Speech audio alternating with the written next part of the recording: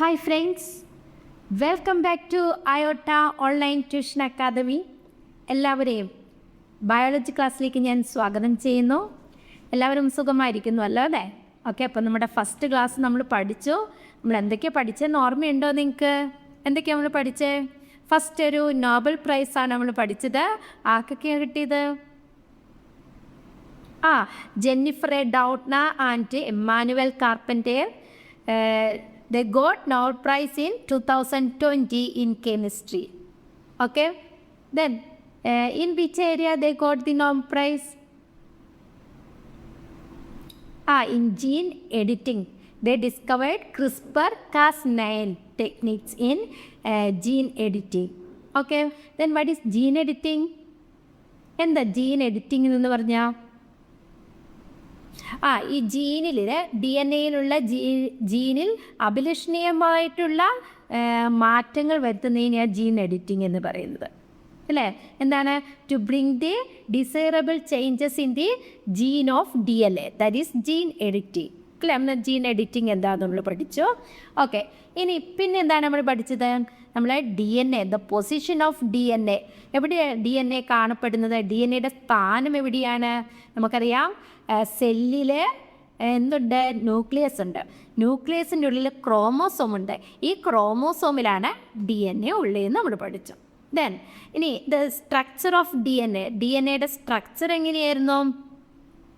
DNA has 2 strands അല്ലേ? DNA-ക്ക് 2 ഇഴകളാണുള്ളത്.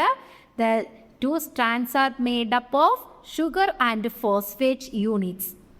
Okay, then DNA also has the rings അല്ലേ? പടികളുണ്ട്. The പടികൾ ഉണ്ടാക്കിയിരിക്കുന്നത് എങ്ങനെയാണ്? The rungs are formed of nitrogen bases. Which are the nitrogen bases? ഏതൊക്കെയാണ് nitrogen ബേസുകൾ?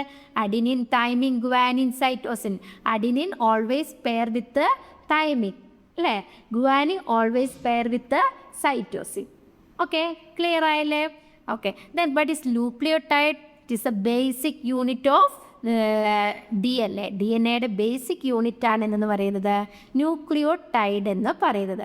The nucleotide is made up of sugar, phosphate, nitrogen base അല്ലേ? ഇപ്പോൾ ഒരു nucleotide എന്ന് പറഞ്ഞിട്ടുണ്ട് എന്താണ്? അതിൽ ഷുഗർ, ഫോസ്ഫേറ്റ്, നൈട്രജൻ ബേസ് ആണുള്ളത്. ഇങ്ങനെ അനേകം ന്യൂക്ലിയോടൈഡുകൾ ചേർന്നിട്ടാണ് നമ്മുടെ DNA ഉണ്ടാക്കിയിരിക്കുന്നത് അല്ലേ? ഇത്രയാണ് നമ്മൾ കണ്ടത്. ഓക്കെ, നമുക്കൊരു വീഡിയോ കാണാം അല്ലേ? എനിക്ക് ഇൻട്രസ്റ്റ് അല്ലേ വീഡിയോ ഒക്കെ കാണാൻ? ഓക്കെ, ഇതെന്താ? ഒരു ഹ്യൂമൻ ബോഡിയാണ്. നമുക്കറിയാം, our bodies are made up of different types of organ system അല്ലേ? ഓർഗൻ സിസ്റ്റം ഉണ്ടാക്കിയിരിക്കുന്നത് എന്തുകൊണ്ടാണ്? ഡിഫറെൻറ്റ് ടൈപ്സ് ഓഫ് ഓർഗൻസ് കൊണ്ടാണ്. അങ്ങനെയുള്ള ഒരു ഓർഗനാണിത്. ഇതേതാണ്? ലിവർ എന്ന് പറയുന്ന ഓർഗനാണ്. ഈ ലിവർ ഉണ്ടാക്കിയിരിക്കുന്നത് എങ്ങനെയാണ്? കുറേ ടിഷ്യൂസ് ചേർന്നിട്ടാണ് അല്ലേ? ടിഷ്യൂസ് ഉണ്ടാക്കിയിരിക്കുന്നത് എങ്ങനെയാണ്? സെൽസ്, കോശങ്ങൾ ചേർന്നിട്ടാണ് അല്ലേ? അങ്ങനെയുള്ള കുറേ സെൽസാണ് ഇവിടെ കാണുന്നത്, ലിവർ സെൽസ് അല്ലേ? കരളിൻ്റെ സെല്ലുകളാണ് ഈ കാണുന്നത്. ഇനി ആ സെല്ലെടുക്കുന്ന സെല്ലിൻ്റെ ഉള്ളിൽ നിങ്ങൾക്കറിയാം, ന്യൂക്ലിയസ്, സെൽ മെംബ്രെയിൻ ഉണ്ട്, അതുപോലെ മൈറ്റോകോൺട്രിയ ഉണ്ട്. ഓക്കെ, ന്യൂക്ലിയസ് ഉണ്ട്.